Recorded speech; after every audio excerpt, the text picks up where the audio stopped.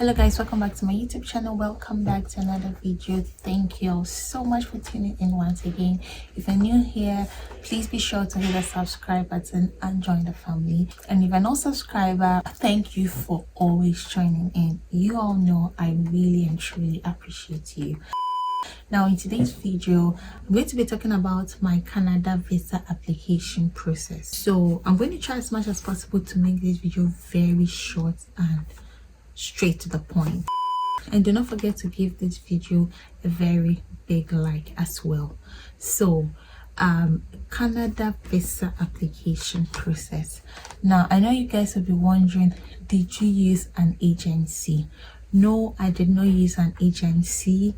I did everything myself, beginning from school application to applying for my visa and then booking for a flight. So it's really possible you can do all these processes just by yourself, if and only if you have the right information.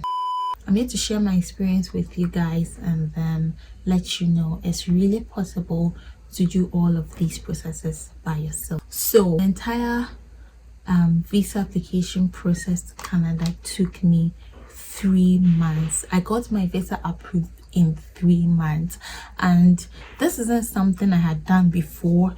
This was my first time applying for a Canadian visa, and I got into it straight. Now this video is different from me showing you what I did and how I was able to get it and which information I sent and which information I didn't send. That's going to be a distinct video where I'm going to be telling you guys what I sent, what I forwarded, what's important and what's not important about this whole visa application process when applying to Canada. Okay, that's a different video, but I'm here to tell you how long it took me to get my visa in my hand from the time I sent in the application. Okay, because I have a lot of you guys asking me this question over and over and over and over again, so I thought it was right to just do this video and let you all know. So let's get right into the video.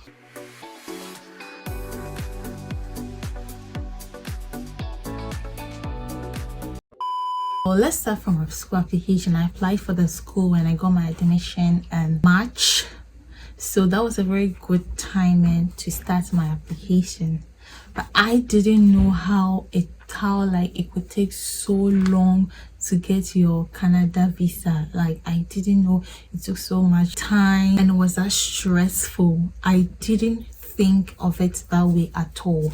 So the long and short of it is, after I was admitted, I decided to start preparing myself and get the right document. I was a bit reluctant on that, but eventually everything came together. I submitted all the necessary documents to IRCC, which is Immigration, Refugee, Citizenship Canada.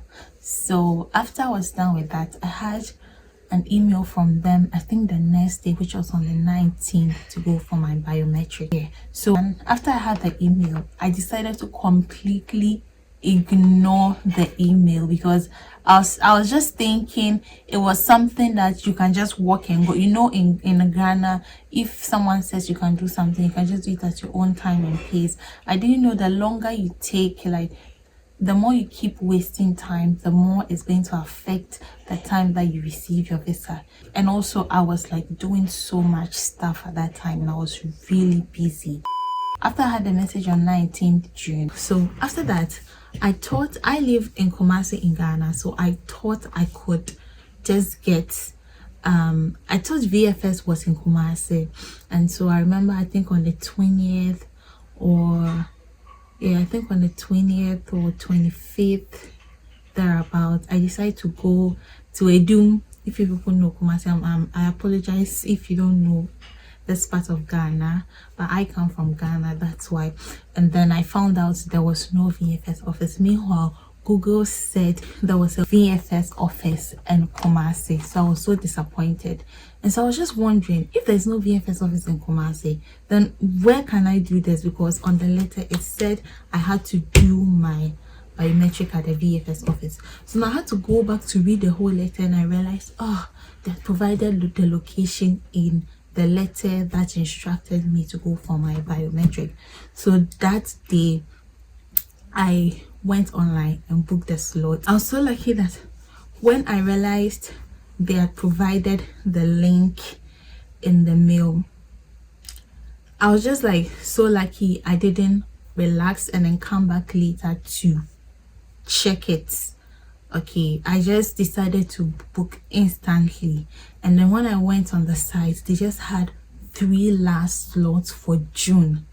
So if I had slept and I had said, oh, I'll just do it tomorrow, I'm sure I wouldn't have gotten in that June. I would have got my slot in July, which will obviously keep delaying my visa process. Oh, that's not good. So when I checked, the favorable date was 28th of June, and so I booked the date on the 28th of June, and I left to Accra, Ghana on the 28th to do my biometric. And so I have a vlog where I recorded the whole process. So I'm going to be leaving the link up here or in the description, or it's on the channel. You can check it out. I filmed whatever happened on my YouTube channel. So I went for my biometric on the 28th of June. After the biometric, I had to wait, because that was when it's like IRCC officially has all your details. After I was done with the biometric, which was on the 28th of June, I had to wait for 1.5 months to hear from them. So I think that was the hardest period ever, because you didn't know if you would hear from them, you didn't know when you hear from them. You just felt like they were not responding to you. No, it's not like they were not responding to you, but like you just felt like you were in the dark, and you kept wondering, what if I didn't do this, or what if I didn't do this, or what if I didn't do this, or and also I almost like slightly made a mistake with my documentation when I was going for my biometric. So I was in fear the whole time, but luckily for me, I just had to keep my cool and be patient the whole of June. Sorry, the whole of July, because you all know I went for the biometric on 28th. So if it's 28th, then it means if I went on the 28th June, it means the next month July you would have to wait, because that's when IRCC they are doing all your background check. They're seeing if you don't have a criminal record, if the information you provided is right, or family records, like all those things.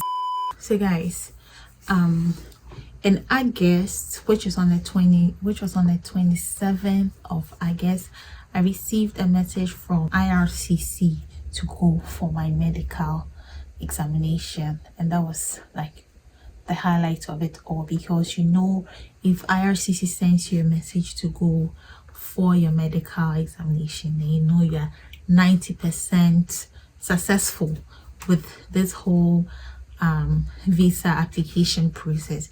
You know, I'm just saying it and it sounds really easy, but it really wasn't easy. It was just so stressful, like emotionally, mentally. It was just so draining.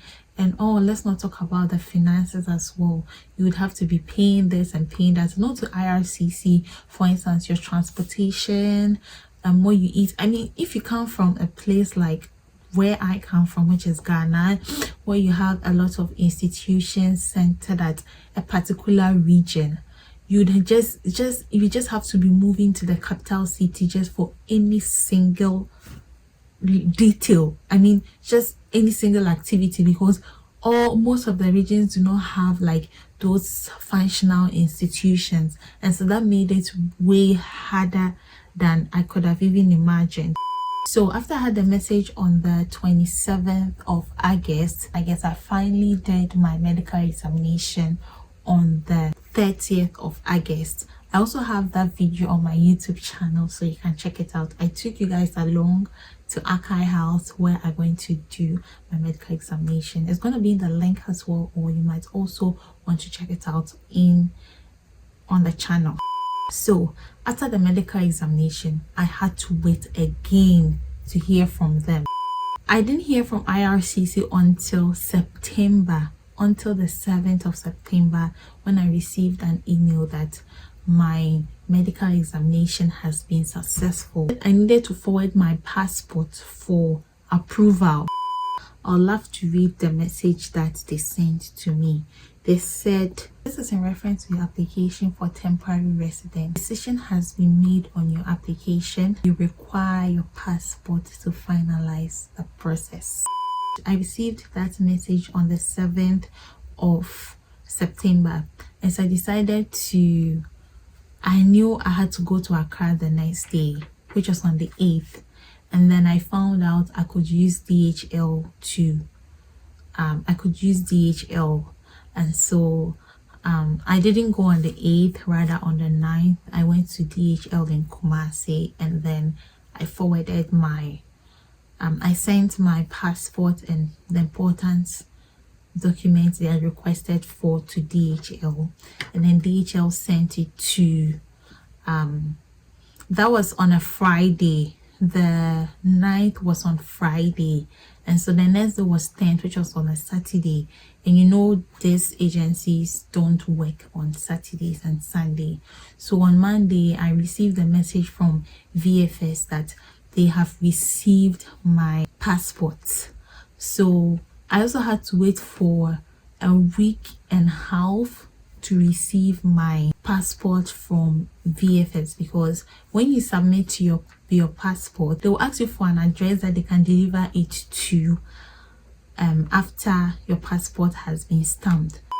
So I received an email which said that we have successfully submitted your passport and it's been stamped. When I received the passport from DHL, or the visa from DHL, I made a video about it like that very moment. I'm going to be putting the link here or in the description. You can also check that out. Like, I have each stages recorded, and so that was how everything transpired. So technically it took about 3 months, because I started like the end of June, and then I received my visa in my hand on the 19th of September.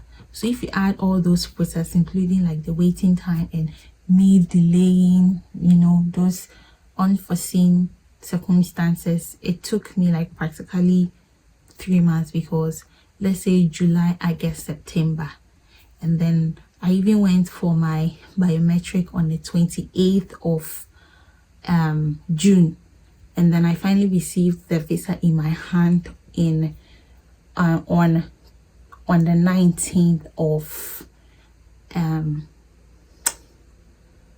19th of September. So when you did the calculation, I could have avoided all those delay if I was also very fast and responsive. But I mean, a lot of things were happening that I could not have ignored. So yeah, that was it. So overall, I had my visa in 3 months, which was, I mean, successful. It was really stressful, like doing all these processes alone without an agent or an institution was really hard.